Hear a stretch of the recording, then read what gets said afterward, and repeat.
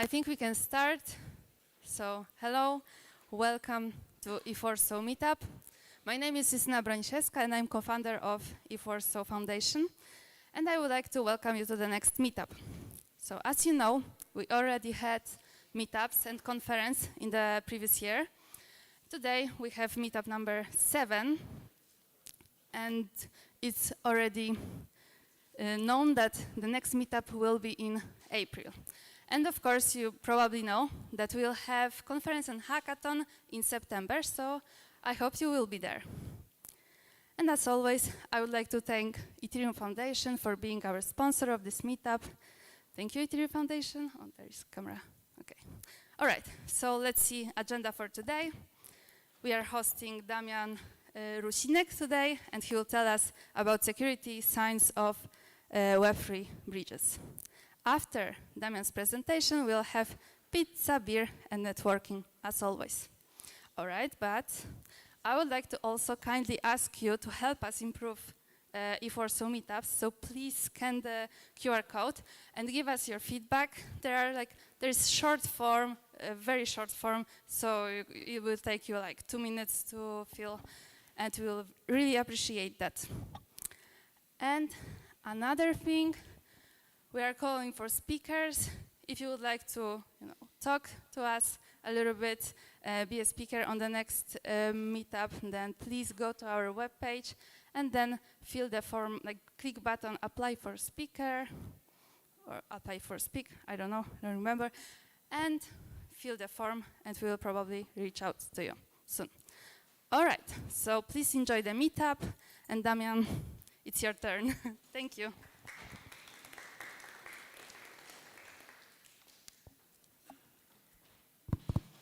Raz.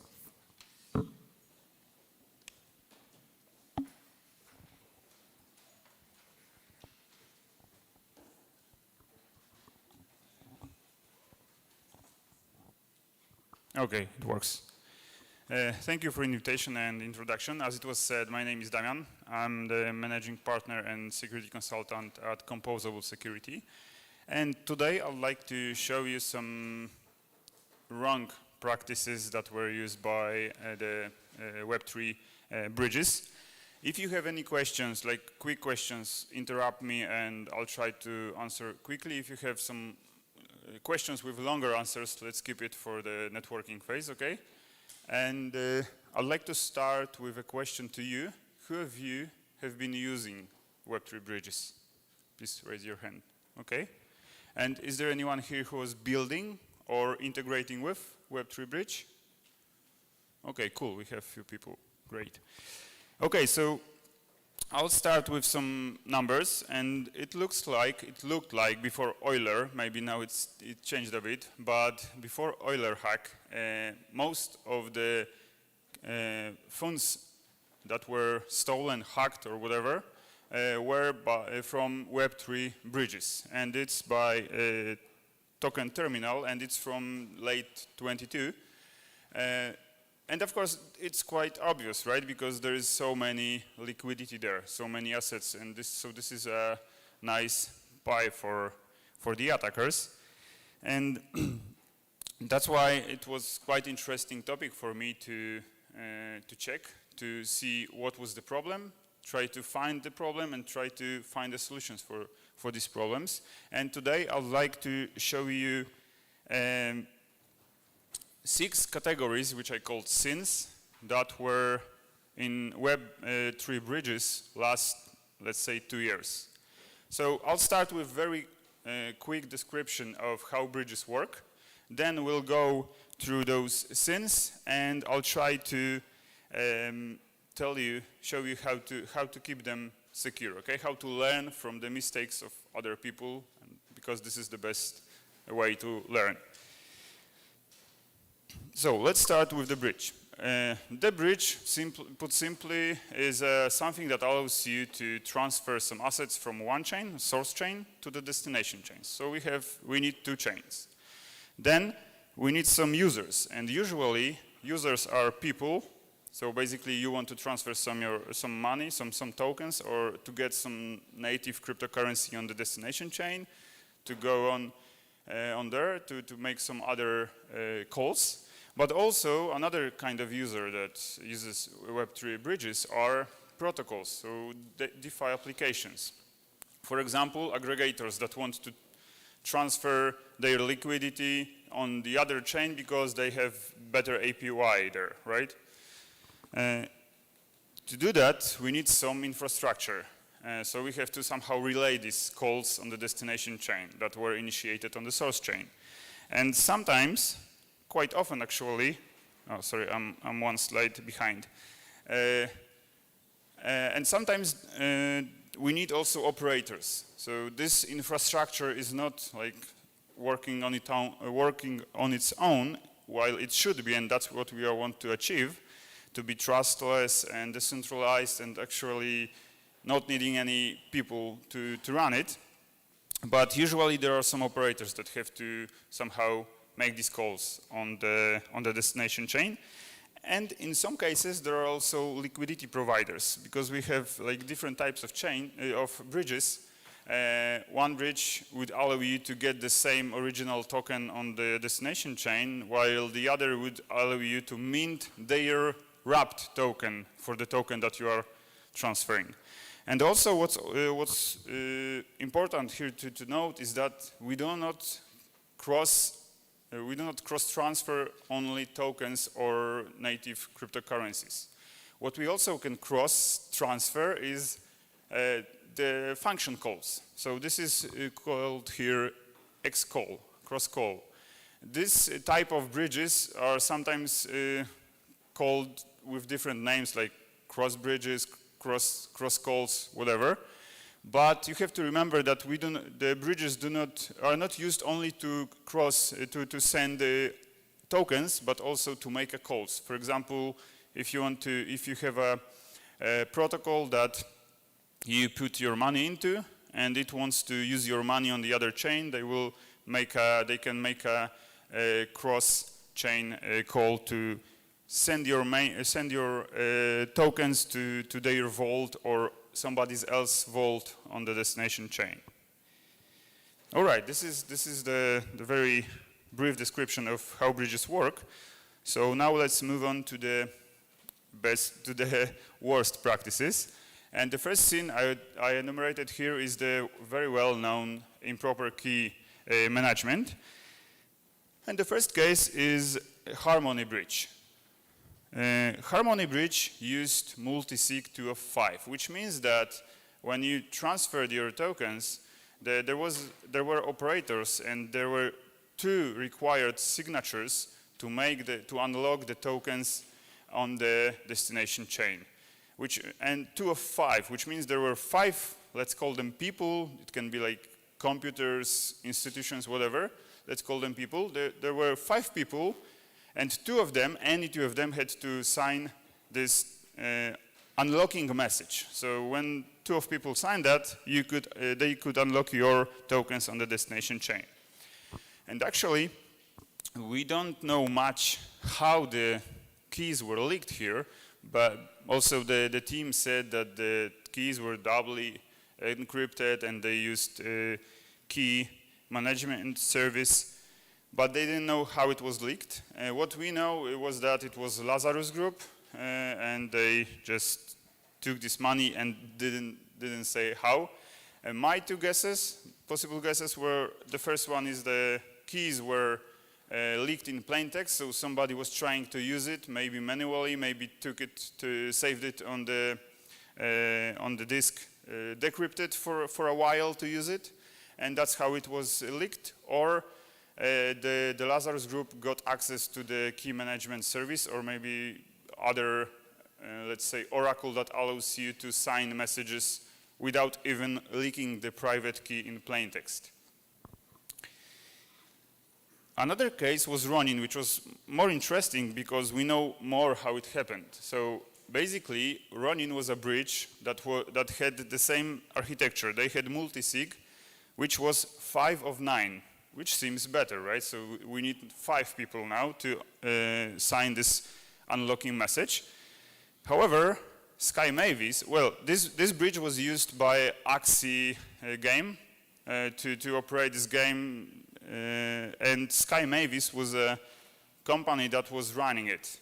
And Sky Mavis had 4 keys, right? One is the institution. They could be held on different computers, but I guess they were in the same infrastructure. So when somebody got inside there, they could easily get 4 of them. So we can think like it was one person holding 4 keys, which means that it ended up with 2 out of 6, right? So it's even worse than Harmony.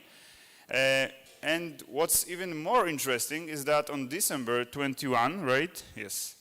Axidao, which was holding another key, transferred their key to Sky Mavis. Actually, we don't know why for sure, but I guess this was December, right? So Christmas, you know, holiday. So they probably transferred that to allow Sky Mavis operate the bridge smoothly for that time. So basically, the attackers had to get into one infrastructure to get all needed keys. And they got all 5 keys. I mean, not all 5 of them, but 5 is enough, right? And simply transferred the tokens. So this was the case where 600 million dollars were stolen. What the team said that it was probably some kind of well-known social engineering. So this is the weakest point in the computer systems, let's say, the people, right? The sin number 2 is quite general. It's insufficient validation. It was hard to, you know, define it very precisely because we have very different bugs here. The first one is by multi-chain, which is quite easy, right? So basically you had this function AnySwap out underlying with permit, quite a long one, which accepted a token parameter. And they took the underlying, the result of underlying function from this token and tried to call the permit function, which is a well-known pattern to increase the approval and then transfer from the tokens, right? However, as you can see, there is no validation for token. So anyone could put any token in here and simply make the function what is called on the token. There is a deposit vault. There is underlying. So I could create a malicious token, a malicious contract representing this token with empty deposit vault function that will always return true, or I mean it will not revert. And my underlying would be wrapped ether. Why wrapped ether? Because when you call any function that is not defined in wrapped ether, like permit for example, it will not revert, because that's how wrapped ether works. You can like call, if you are calling function that is not defined there, you are simply calling fallback, which never reverts. So that's how anyone could transfer from, which is called here, from the underlying token, which is wrapped ether, from anyone, because from is also controlled by the attacker. So basically, here I could transfer wrapped ether from anyone who approved this contract, this bridge, right? That's why it's not millions, but thousands of dollars, because not very many people, or maybe not very wealthy people, approved this bridge. Okay. Another one is not EVM based. This is the Tor chain. Actually, the bridge is called Bifrost, which is from Tor chain. And it was a bridge between Ethereum, so EVM, and I guess it was Cosmos. At least they used Cosmos SDK. And the problem here was that they actually took the value that you deposited was taken from the transaction value parameter. So when you send a transaction, you send some ether, you specify the value, right, in MetaMask or whatever. So they tried to parse those transactions, get the value from the transaction, and assume that you are transferring this value to their bridge, right? This sounds okay. If you're sending some Ether to me, I will make this as deposit and will allow you to get this on the destination chain. What's quite interesting in this attack is that they don't take the value from the direct call to their contract, but they take the value from the whole transaction. So as you can see here, the attacker created a contract that transferred, that made, and he made a transaction with 200 Ether value to his contract, and his contract called the bridge with 0 value and send back this value to the attacker. Like, so you can think this is EOA address, this is his contract, and this is the bridge. And the code on, from the bridge, when it parsed the transaction that actually was called on their contract, so this is the transaction that involved their contract, they took the takes value, as you can see up there. So they took 200 Ether, right? So they thought that you sent 200 Ether to them, but you send it back to yourself, right? Something like a double spend. Yeah, there will be a lot of facepalms here. By the way, Thorchain, again, the same one, had a very similar case with events. Very similar, so I'm not even describing it here. Another case, Matter.io. This was the fork of Chainbridge, and it actually used a bridge contract. I guess I have it in here. It had a bridge contract that was using the handler contracts. So you were sending token or Ether to the bridge contract, which was then calling some special contract called handler. And as you can see up there, the function is called deposit Ether, ETH, which means that you are sending Ether, native cryptocurrency, to them in the transaction value, right? And what they do, they wrap it, right? So they take this value, wrap it through the wrapped token, and then call the deposit function on the handler. And there was one change that they made from this fork. They forked it and did one small change. They simply said that in the handler contract, if somebody is depositing Ether, so we are wrapping it with wrapped Ether, so in the handler, we should not lock wrapped Ether, right? Because it was already sent in the transaction as the value, right? Well, that's correct again, but they didn't think about the other flow. The other flow was deposit function, which was not deposit ETH, it was simple deposit function that accepted tokens, not the native cryptocurrency Ether, but tokens. And what's the interesting token here? Like usual, wrapped Ether. So you could use the deposit function to deposit wrapped Ether. Everything is working correctly. They call the deposit handler, and the deposit handler sees this check and thinks, okay, this is wrapped Ether. So they probably send the Ether. We wrapped it before, so I don't have to lock it now. Actually, you have to, because they are not sending native Ether, but they are sending directly the wrapped Ether.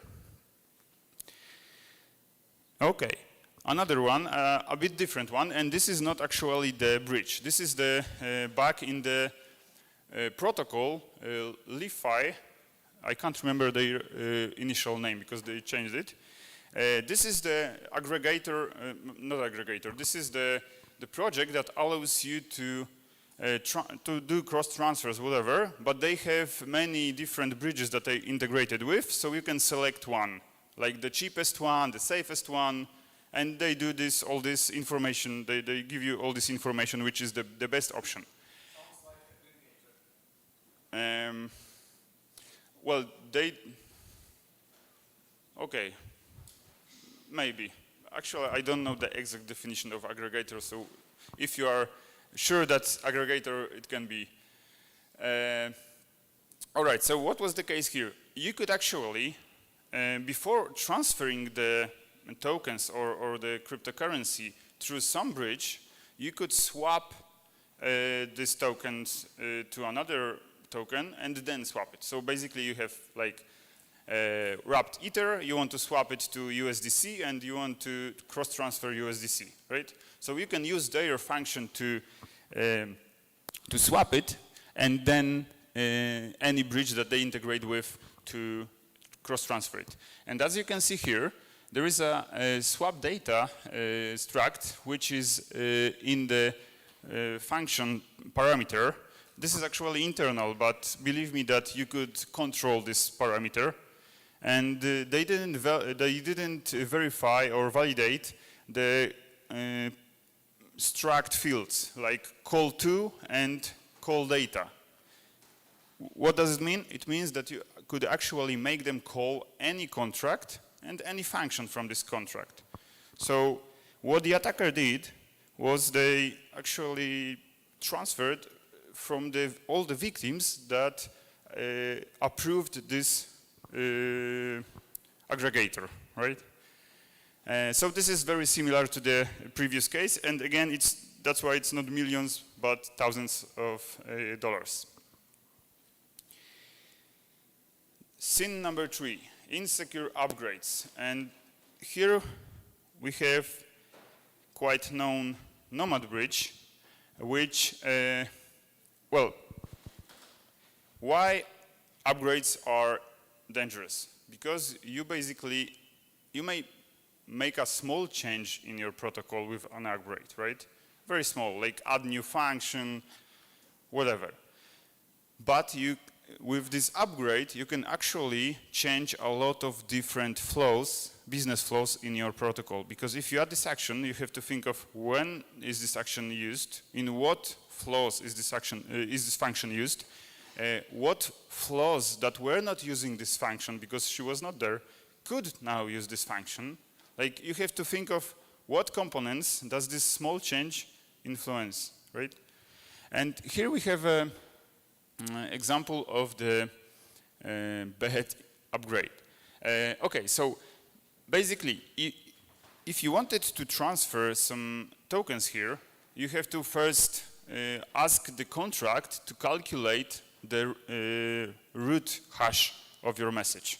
This is done by a different function. It simply calculates the root hash for some message and then puts inside the messages struct the message, the root hash for some specific message. So I have my message, I sent it on the source chain, here it is, we are on the destination chain, this is my message, calculate the root hash for it.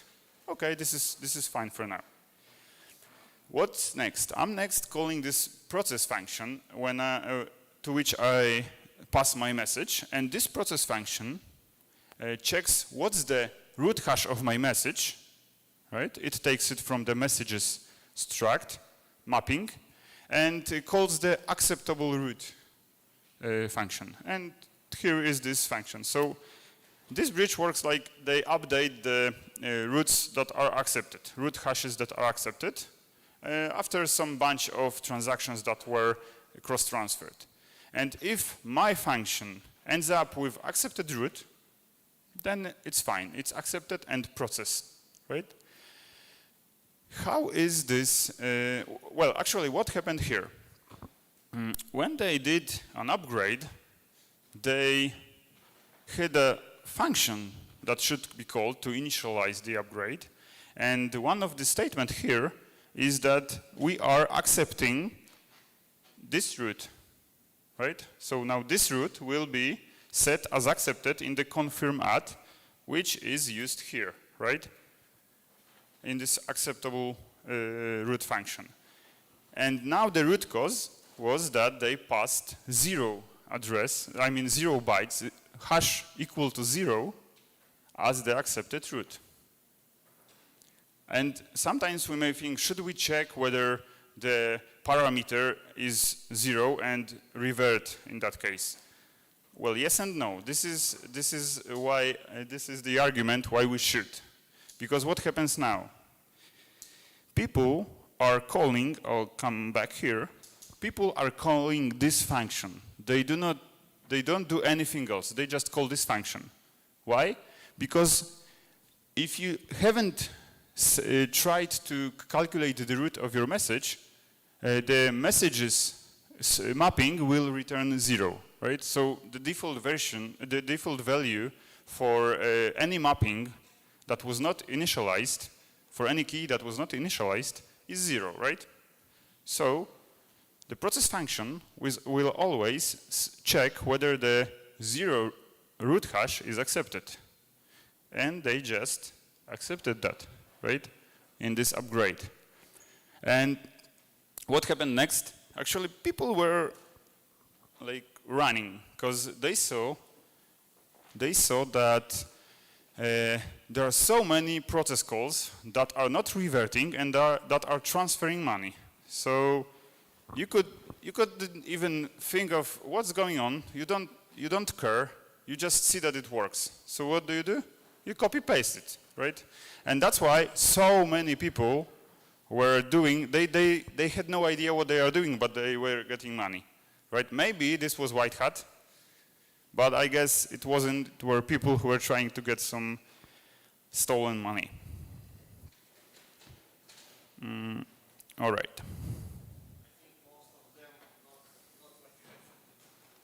Yeah, I guess so.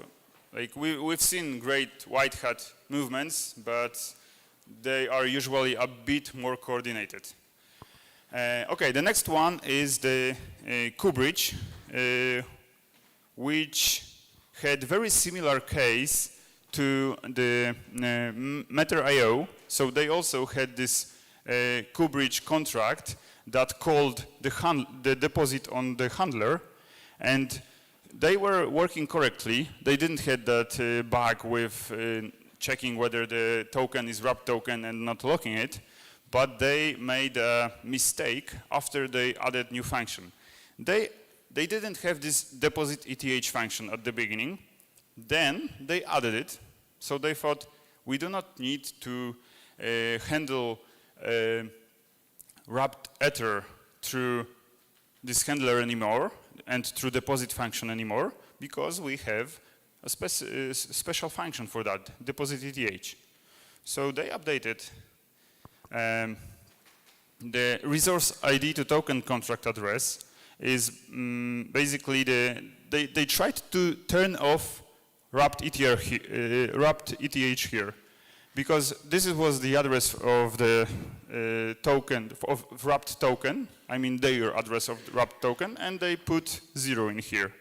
And for some purpose, actually I don't know why, they also whitelisted 0 address as the token address.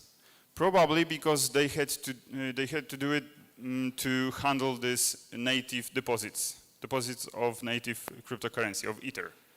But these two changes, these two upgrades, allow the attacker to use the wrapped Ether contract, and it was the require there that this is whitelisted was passing, right? Because it is whitelisted, and then they called safe transfer from on the wrapped token, which was wrapped Ether, and again here the function. Sorry, it was not on wrapped Ether. It was called, the token address was 0, right? So the bridge was trying to take this token from the attacker to itself, but it was called using safe transfer from, and safe transfer from is not a calling transfer from, but it's calling a low-level call. And low-level call on EOA addresses, they don't revert. They always return true, right? But they do not do the logic that you were expecting. So the bridge tried to take this token from the attacker, but it never reverted. So the bridge thought that the token was taken and emitted the event that was consumed by the destination chain, and that's how they printed money. All right. Next scene is cryptography. And the first rule of cryptography is don't roll on your cryptography, right? But the first case here, wormhole, which is also quite popular, is a bit different.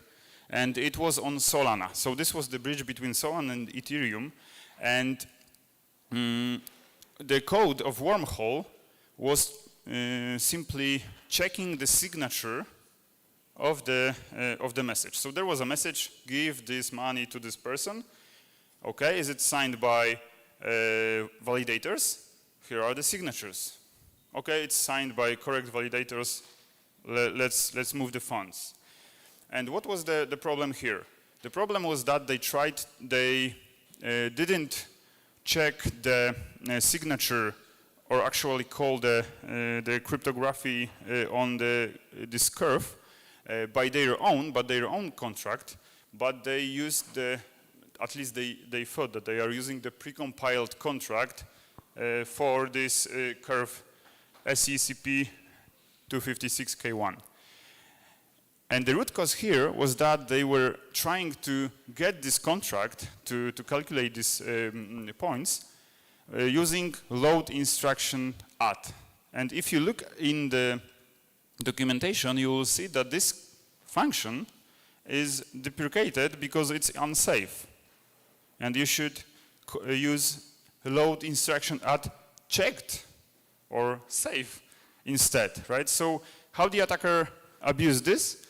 They simply told the contract that was verifying the signatures that here are the signatures, here is the message, and here is the program that you should use to check these signatures, which was malicious, of course, but they never detected it because they were not using this safe function, okay?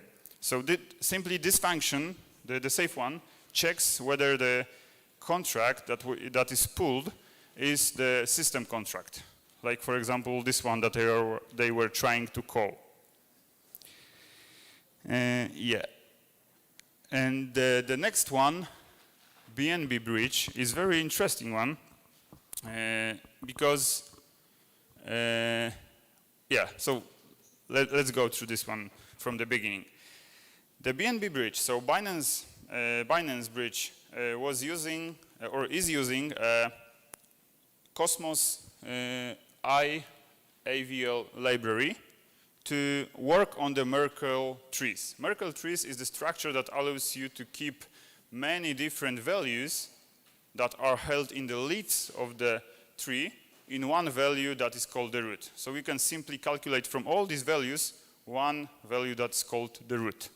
And that's how you usually, actually, it was already in one of the hacks, it was already mentioned. It simply looks like this one. So on this diagram, you can see that there are leaves, right, the green ones. And they represent some transfers, cross transfers. And one of them, the yellow one, is the one that I want to prove to the bridge that it is in this tree. So how do I do it? I send the path together with my message. So V1, the yellow one, is my message, and the blue ones is the path. These are simply the hashes. And what does the contract do? It hashes both childs of this node and gets the first hash, H1, right? Then it takes the second element from the path, P2, hashes this with H1 and gets H2. Then it gets the other element from the path, hashes it with H2 and gets the root. Of course, the root, the tree is much bigger, but just to show you how it works. So basically, to prove that V1 is valid and is in this tree, I had to send V1 and the path, P1, P2, and P3. And using that, the contract will calculate the root hash and just simply compare it with the error, right? This is how it works, and this is...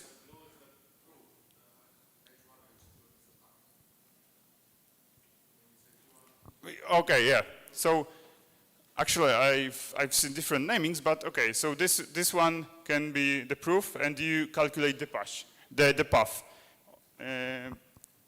Right, so in this case, V1, if the values P1, P2, and P3 are correct, V1 is also can be easily verified, right?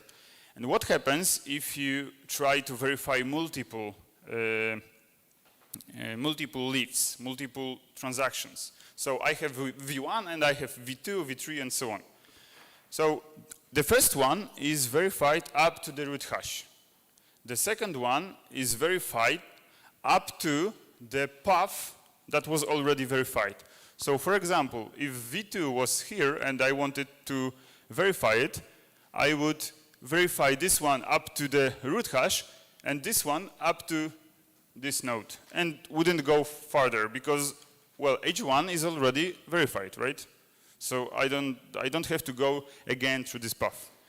And as you can see, each node has two values, left and right.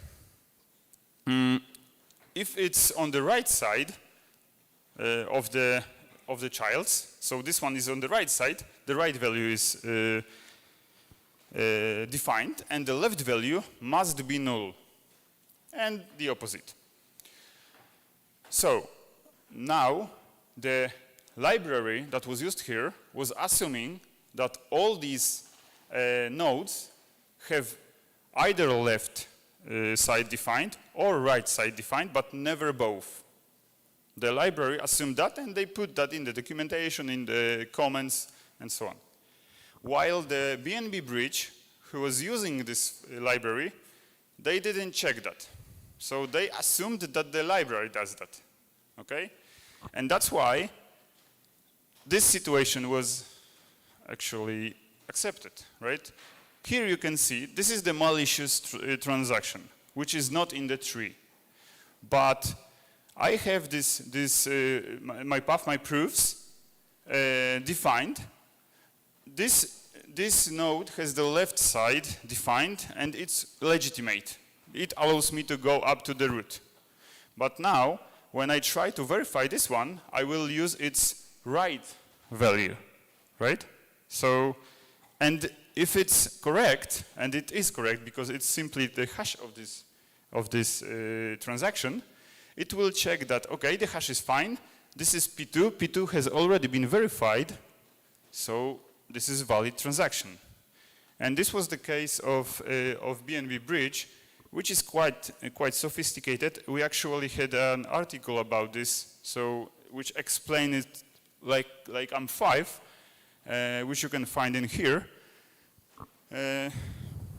Yeah, and it's much longer, of course. Okay, the next sin is again a bit general one, improper authorization, and we'll start with a very easy one. Can someone see? Actually, I'm spoiling it already, but can someone see what's the bug here? The bug is the feature here, actually. This is the public function, right?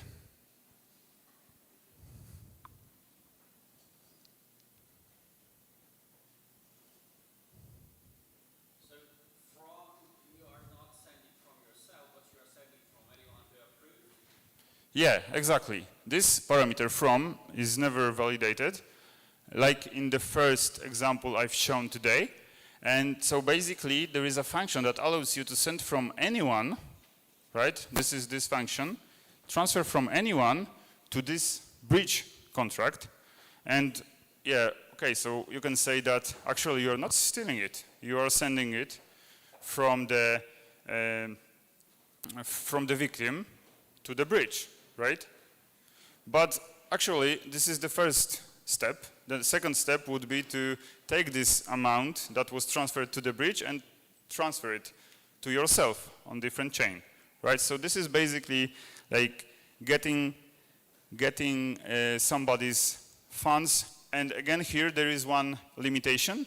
the victim had to approve this contract. So we've got these approvals everywhere, and approvals are usually, are very often used for hacks, right? And again, that's why it's not millions, but thousands. But if we sum up all those thousands, we already got millions, right?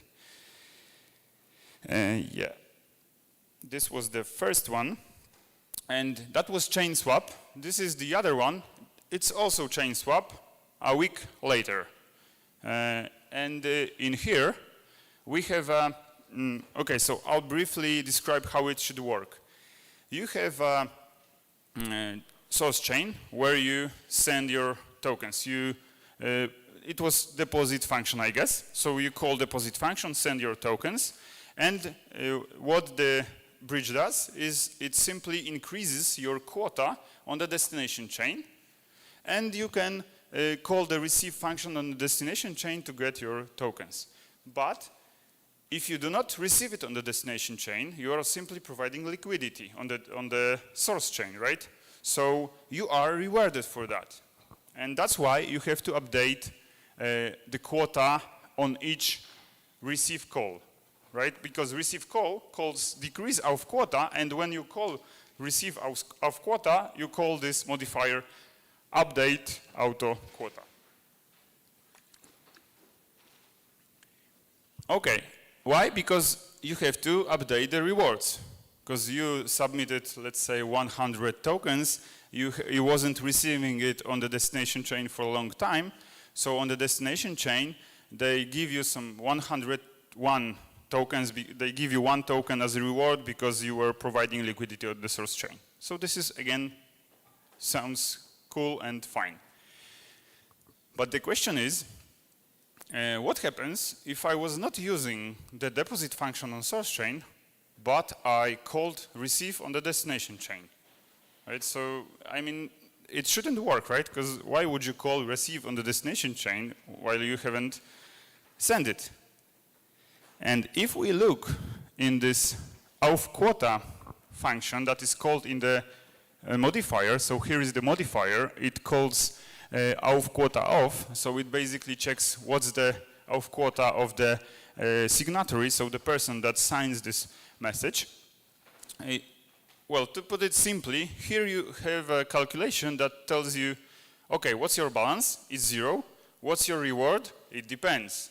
When was your quota increased last time? Never, because I was never using it. Okay, so you will have the whole reward like you were using it from the beginning, because your last time of update is 0, right? And you have this quota cap, which is quite a big amount, multiplied by the period that you were absent, and you were absent forever, so this period is huge, divided by the period, but it doesn't matter because this one is huge. And what else? This is your delta, okay? You have no balance, you don't have any tokens here, this is only your reward. Delta is your reward. Taken from the cap, not from your balance, by the way. So they check what's the minimum between quota cap and your quota, which is 0 plus delta, which is huge, but lower than cap, and take the maximum from your quota, which is 0, but this one is now quite okay, right? So this is, again, easy money, easy printing. And so basically here, I was too lazy to call deposit, and I was just calling receive, and that's it. I didn't have to do anything sophisticated to abuse this. Okay, the next one is actually one from our report, that from the test that we've done for our client, which is a cross-chain aggregator, and they had that functionality that allowed you to create a bundle of transactions, bundle of operations, actually. In one transaction, you have a bundle of operations. So you could, for example, cross-transfer your tokens and deposit it in one transaction. Of course, technically, there were 2 transactions, but it was like one transaction because the transaction was cross-called using some bridge. But the problem here was not in the bridge, but in the protocol that was integrating with that. And the bug here was that you could also use this permit function, permit operation, to increase the allowance for the bridge, then ask the bridge to transfer these tokens, and then deposit them in a vault using cross-chain or on the same chain. You didn't have to do any cross calls in this aggregator. And the problem was that if you are sending permit, the permit is simply your signature that this contract can take your money, right? So if I see that in mempool, I can take it from the mempool, from the transaction, front run your transaction, take your money using this permit withdraw action, and deposit it on my behalf. So I'm taking again your money and depositing it on my behalf, right? So here the root cause was that they were approving the operator only. Sorry, they were approving the receiver only, not the operator. So if they were like, okay, you can take this money, but then the recipient of the next transfer might be only, for example, my address, this would be fine. But they forgot about the second part. They said simply that they used typical permit EIP 712, right? A very standard version of that. And that's why they had this problem. And the last one is quite general, even more general than the previous ones, is the general lack of security. And by this, I mean, for example, no security review at all. That was the case of Thorchain. They actually had this decision. Either we go now without audit, or security review actually, not audit, or we have to wait for the security review for a few months and then we'll go. So for them, the answer was quite simple. We go now and we'll see what happens. And they saw. So basically, no security review as a certificate. So if you are trying to get a stamp that you made a security review, that you made this audit, then this is also no-go. The tests are very cool because they are written by your team, your protocol, the team from your protocol, and you know your protocol the best. So actually, you should use your knowledge to check the correctness of your protocol. And I'll show you one thing that you should switch your mindset when doing this in a few slides. And also, don't forget about other challenges like chain reorgs, because this is what happens when you're using bridges, right? Some bridges try to handle it by themselves, but sometimes you have to think about this, or at least check how they do it. And about the liquidity on bridges. If you have a bridge that uses liquidity on both sides, you have to think of what happens if there's no liquidity, right? What's their incentive for liquidity providers? So to sum up, we have these 6 sins: improper key management, insufficient validation, insecure upgrades, insecure cryptography, improper authorization, and general lack of security. And now a few words about how to avoid these problems and how to make it more secure. So in case of key management, you should, of course, keep your keys safe. This is the general one, but keep them encrypted at rest. Do not use them manually. So I mean, do not copy paste them. I mean, copy them to clipboard to insert somewhere where you have to some program that will try to sign your message. Don't use them in plain text. So again, do not store them in plain text in files in your file system, because this is quite easy to get if somebody has control over your file system. Use hardware security modules that will allow you, or key management services that will allow you to they don't even reveal your key. You just may ask them, please sign this. So it's hard for you to get the key and leak it by yourself somehow. Make the real n of m multisig's. I mean, the n should be as high, as great as possible, and m should be as low as possible. And last, which is, I guess, the most important, I thought that it doesn't happen, but looks like it happens in case of it was running, yeah?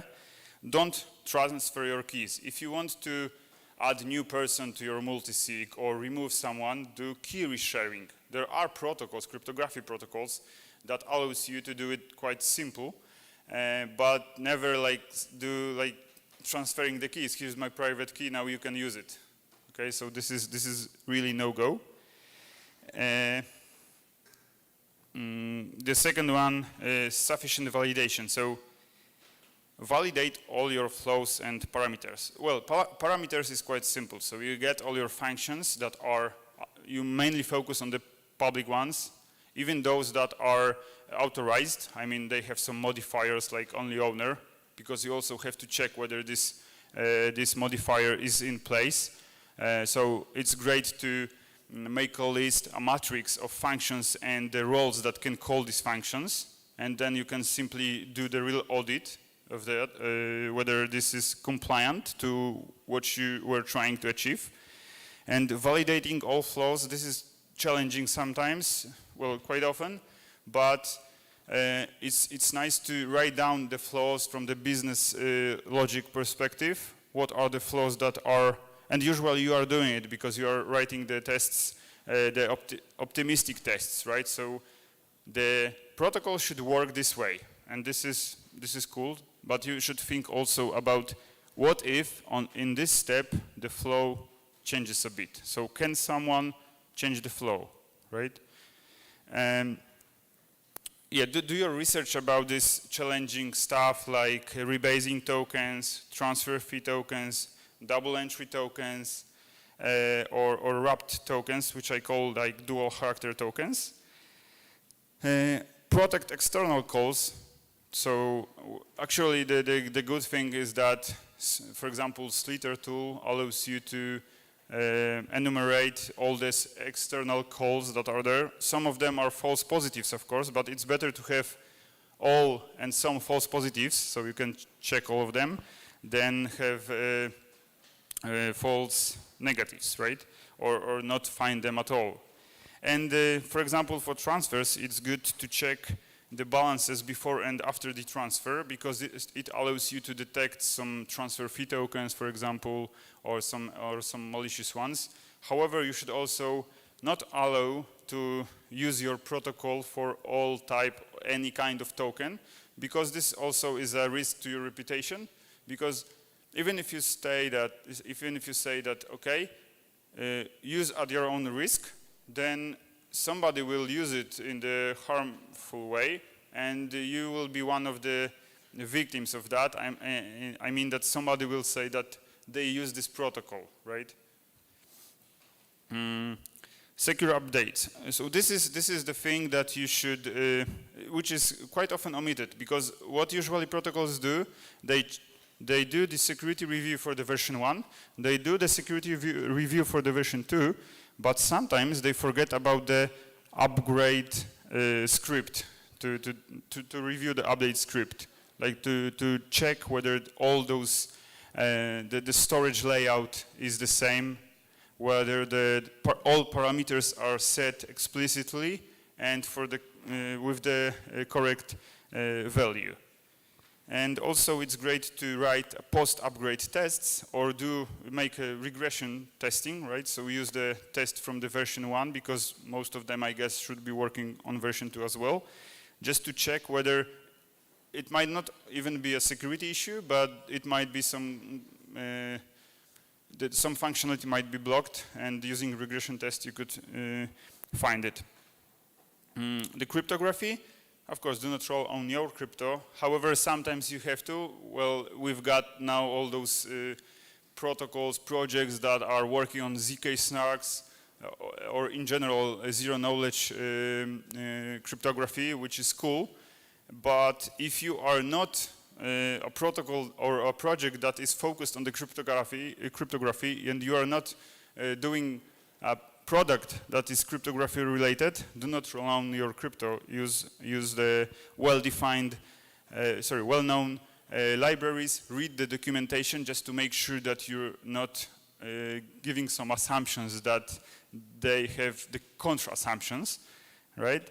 And of course, consult the security, the cryptography that you are using, right?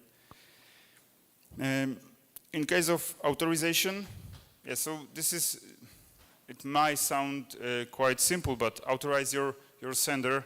Of course, do not use TX origin. I thought that I will throw it away from my presentations like a year or two ago, but looks like it's still sometimes there, and they are some very sophisticated mechanisms that are trying to use it.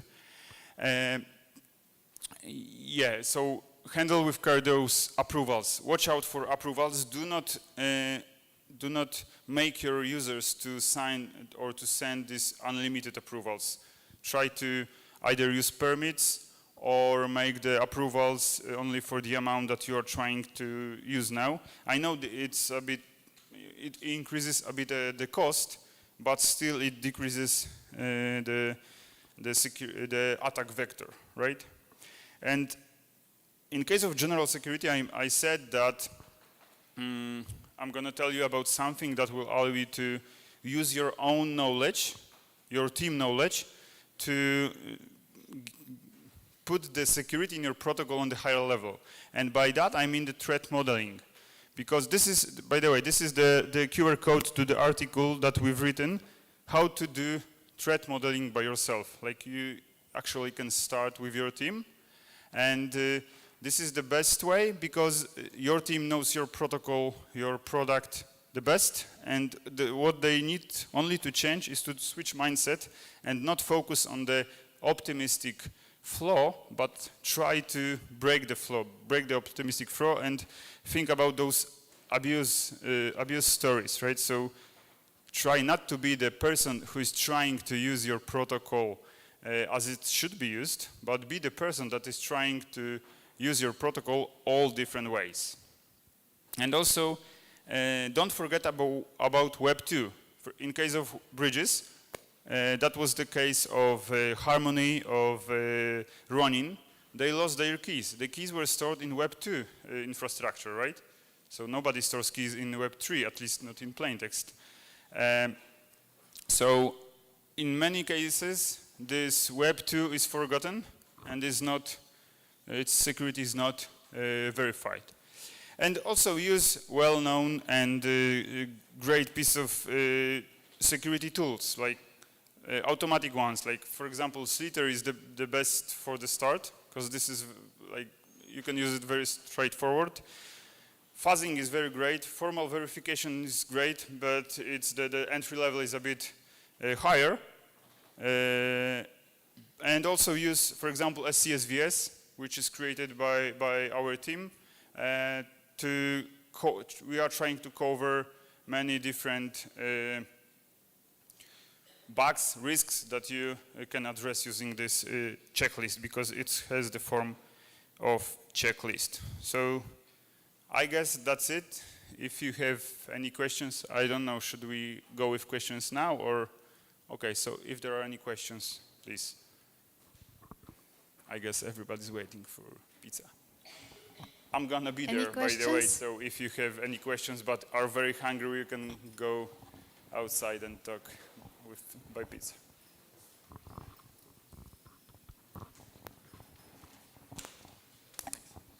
Hi. I have a question if there are already rolled out any bridges. Sorry, can't hear you. Sorry. Are there already rolled out any bridges that are not multi-sig reliant? Actually, the Connext was the one, and it had very safe architecture, the first version of Connext, but they moved to the second version, which is, it also uses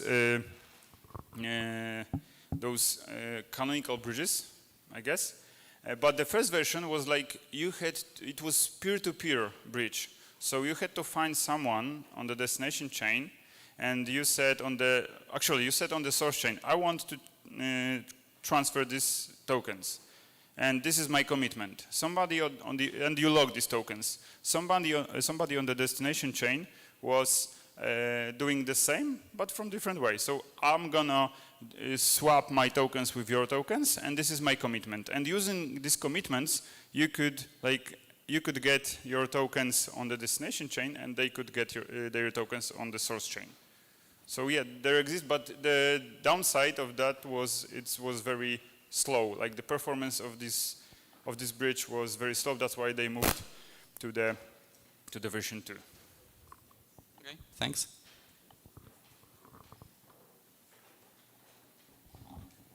Anyone?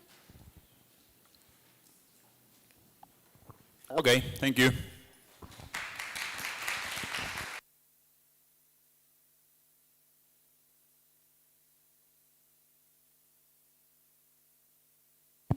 All right, guys, now we can enjoy pizza.